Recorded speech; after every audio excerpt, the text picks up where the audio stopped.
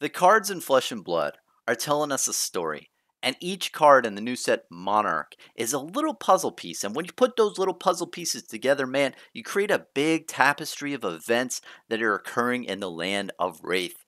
And Rally the Rearguard, the preview card I have for Monarch, is another one of these little events that you put into place and you get to see the true picture of Monarch.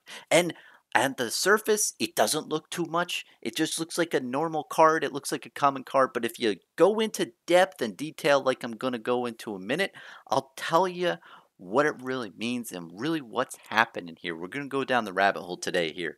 So first off, I want to say thank you very much to Legend Story Studios. They let me preview this card from Monarch, and I'm just very humbled to be able to be doing this. I just really appreciate it.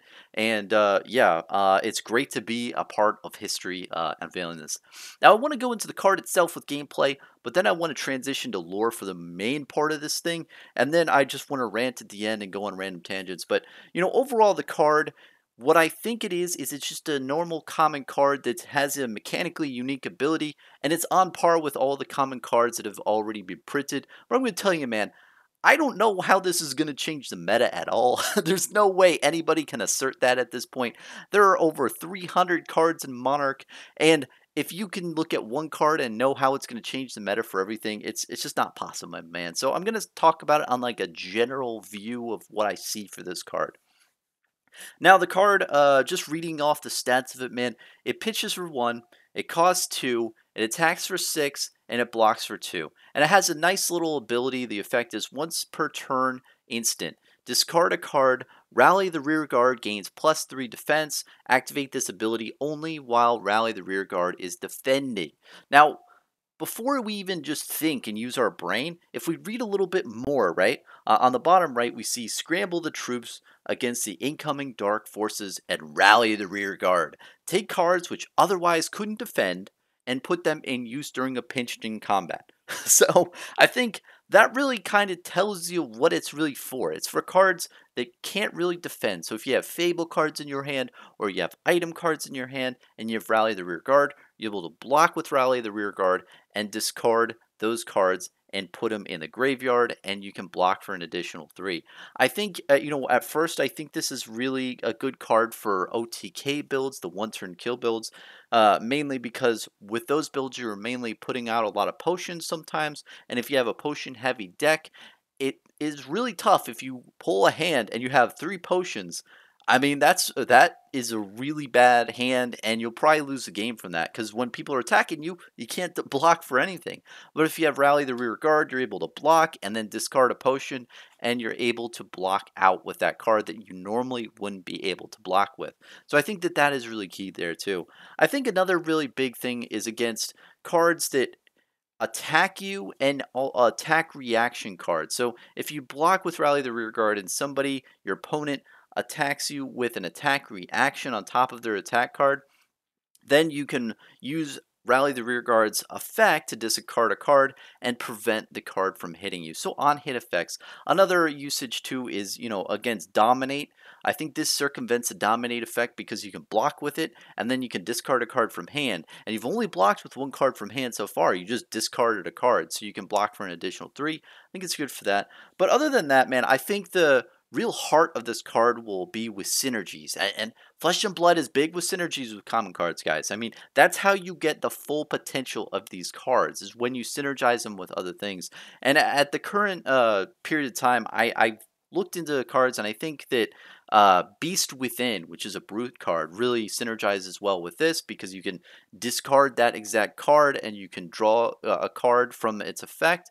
So I think that is a good synergy here.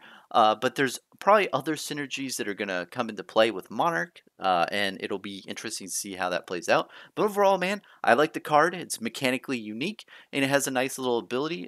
Can't complain. Now, I want to go into the lore and the artwork. And I know you might say, Bronson, I just see this old ass guy talking to people and is saying, hey, we need to fight stuff out there. And that is happening, right? But it's more than that. And just to say it bluntly in the beginning and just to summarize here, Solana is being attacked. Solana is being attacked by the dark forces, man. And let me read the little blurb that I see at the top from Monarch here that was given to me. So yeah, and then I can kind of explain how I got to that conclusion here.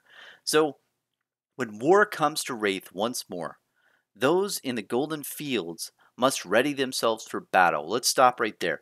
Now, when you have golden fields, right, you might not know what that means, but that's the fields right here. So this is Solana. This big thing right here is the City of Light, Solana, and you have these golden fields around here. So it means all these farmers and peasants and normal people out there have to not be in their field anymore and have to go into the city and protect their homes because things are happening where the dark forces are coming and they have to get ready for battle. So when war comes to Wraith once more, those in the Golden Fields must ready themselves for battle, so they need to come into their city and get ready for battle, fighting to protect their homes, loved ones from the dark forces of the shadows. Scramble the troops against the incoming dark forces and rally the rear guard. So it's essentially saying Solana is getting attacked in a way by the dark forces because it says the Golden Fields. That's the big takeaway here, man. And what I like about this, and what I like about the whole lore aspect too, is when you see this screen, right? It doesn't say Solana's getting attacked. It makes you think, it makes you ponder, it makes you adventure into the lore, and that's what I love doing, man. And that's what Flesh and Blood is really great about. And I want to get more into depth with Rally the Rear Guard. And another thing to note, right, is I looked up the verbiage of the card. So rally, right? Rally is just getting a bunch of people together. Obviously, that guy in the doorway is getting all those people, all those troops ready. But rear guard is a very interesting word. So when you have a troop formation, right, you have different positions that you can be in that troop formation. You can be at the vanguard, and the vanguard is at the front of the force. Those are your, good warriors. They're ones that are seasoned, elite, and all that stuff.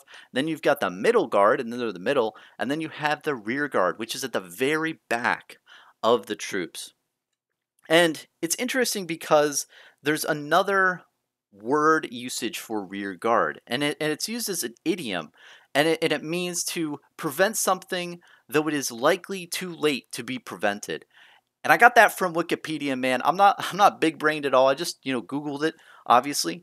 But that is so important here because look at the background of Rally the Rear Guard. There's an explosion happening behind that guy's back, and there's so much devastation behind him. And it's honestly just a field of light. And you see these four guys in this little like bunker here, and you've got like some swords in the background behind a guy, and it looks like all the guys are getting ready to go to war.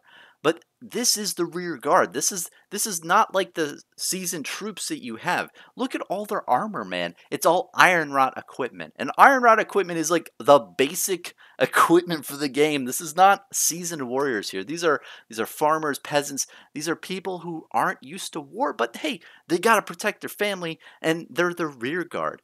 And the thing to note here is if you were to battle and you have those three formations, right? If you are using the rear guard, then it begs the question, what the heck happened to the vanguard and the middle guard? So to use the rear guard, you've had to go through the vanguard and the middle guard. So if you're using the rear guard, things must be pretty bleak to have gotten to that point to use these guys versus your normal warriors. Like, stuff probably happened to them. And I think that when they use the word usage for this, rally the rear guard, I think that is what they're portraying is Solana's getting attacked. But not only is Solana getting attacked, things are bleak. I mean, this is like a last-ditch effort to try to prevent Solana from falling, but it's likely too late for them to do anything because I mean honestly they're just unseasoned troops and troops that aren't really meant for this, but they got to protect their homeland and they got to do their best. And it's really great to be previewing this card because 5 months ago on my channel I made a video, and I'll put a link below, where I theorized and I predicted that Solana was going to be attacked and devastated. And seeing this card really furthers that. And right now, that prediction is very, very high likelihood of happening. I mean, it says, the golden fields and darknet forces and the shadows are coming into battle. And all along this way, it's really cool to put all these puzzle pieces together and really adventure into the lore and the artwork. And I'd really encourage you, when you see other people previewing cards from Monarch or any other set in Flesh and Blood, I can tell you in the future, all those cards are little puzzle pieces that are telling you a little bit more of the events that are happening in Flesh and Blood. And we've known for a while that things were happening in the world of Wraith. We knew in Welcome to Wraith, it was more of, okay, there was peace for a very long period of time, and then there's a little bit unsettling things that are happening. Not stuff that we would like to happen, right? Things were getting a little rowdy here. Then we have Arcane Rising, and we know that, okay, evil's coming up. There's darkness that's coming up through the shadows, and this is not good. Things are on the horizon. Then Crucible War is, okay, things are getting really bad. Like, war is about to happen here. And when I made my prediction video, I looked at the Crucible War box. And it looked a lot like the Solanarium or whatever it's called. And that's a little like chapel or it's a little building in Solana that has a bunch of weapons and treasures and all that stuff and items. And it looks like on the Crucible War box, it is burning down. And that could not be that here. That's still a prediction here. But I definitely thought that it represented Solana and Solana was being attacked. And seeing this card and the little verbiage, it definitely seems like that solidifies that theory. And yeah, man, big things are happening in Monarch, and who knows what's going to happen with the rest of the story, and what happens if if Solana falls? What's going to happen next? So it's very cool to see that. And I just want to say, that the artwork too. It really grasps it. Not just the word usage of rear guard, but you can see in the picture all the people there are like putting on their armor, and the armor itself is just basic armor. It's really nothing special. And then like you have that guy, and all that guy looks pretty old, so he's probably like past his years, and he's covering like the sea troops because he's a little bit out of the game. I mean, it all encompasses that overall depth into the card. And what's funny is on the surface, you just see a card where a guy's in the doorway and stuff like that. But you know, when you go into depth and you know all the other puzzle pieces, you can really fit it together. And what I think is funny too about this is like, how did these guys not know that stuff was happening outside? Like that looks like a burning inferno. Like how long was that going on out there? Was that going on for like 20, 30 minutes and these guys were just sitting in this house and like, oh, let's just chill out here. I mean, I'll give them the benefit of the doubt. Maybe they just got into the doorway. Maybe they just got in and put all their stuff on because they were out in the fields, the golden fields, and then they realized stuff was happening, so they needed to come to this armory to put stuff on. I'm guessing that's the whole vibe of this, but I'm really excited to see all the other preview cards for Monarch, for Flesh and Blood, and just see all the things that unfold. And I'm going to rant a little bit at the end, and I'm going to say, if you are interested in the lore, right? If you're saying, Bronson, man, you make good points, I like you, I want to be more into this, and I want to get into adventuring into the lore, I'll put a link down below for the lore book. The lore book is completely free PDF download. Legend Story Studios, has it out there, so you can look through the lore book of Welcome to Wraith. It's beautiful. There's also different little blurbs on the Flesh and Blood TCG website for each hero. Each hero has a little backstory, and that puts a little bit more puzzle pieces together. Like currently, out in the world of Wraith, everyone's having a little bit trouble when Kano's having a little bit of weird stuff happening with the aetheric stuff, and people are like burning and catching fire, and everywhere in the world of Wraith, everyone's having these things pop up, and the abnormal things happening. So it's cool to finally see what that comes into with Monarch, and what the big threat is. And we don't know now. And we've been told too with Visceri for Demonostry. I really butchered that one. But Viscerai, that's it.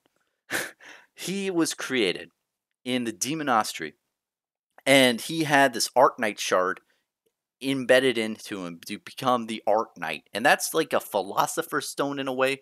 But what that philosopher's stone does as well is it like opens this portal as well, and there's this big bad dude come out, and he's probably the source of this whole thing where darkness and the dark forces are coming out. That is probably a good prediction of he's kind of at the heart of this. He doesn't seem like a bad guy. He definitely is running with the wrong group of folks. Uh, but he's basically not doing like the best of things with his abilities and whatnot.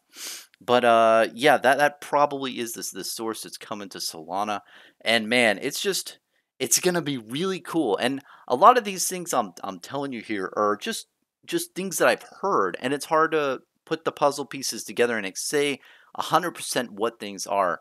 But that's the beauty. There's beauty in not knowing and adventuring, and I just love it, man. And that's what made me fall in love with Flesh and Blood. The gameplay is amazing. Gameplay is top notch. I love playing the game, and it's great for that. But just the artwork and the lore and the meaning behind things just is really it's a really fun experience. And I hope everyone out there listen to me and enjoys that part of the game because it's just really beautiful. And the game has a really great company behind it, Legend Story Studios. And if you notice, they're not called Legendary Game Studios, they're called Legend Story Studios.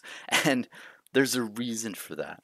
So, and I want to also put down below, I'm going to have a couple links for a couple lore videos out there for Flesh and Blood. Those things are really good. I love watching those over and over. They're just amazing lore videos out there currently for Flesh and Blood that give you more just, overall view of what the lore is about. And you don't have to read a book. You can watch a little video. So I like that type of stuff, but it's just a great time to be in the game. I'm really hyped for Monarch. Can't wait to see everyone else's preview cards along with the actual, full set of Monarch.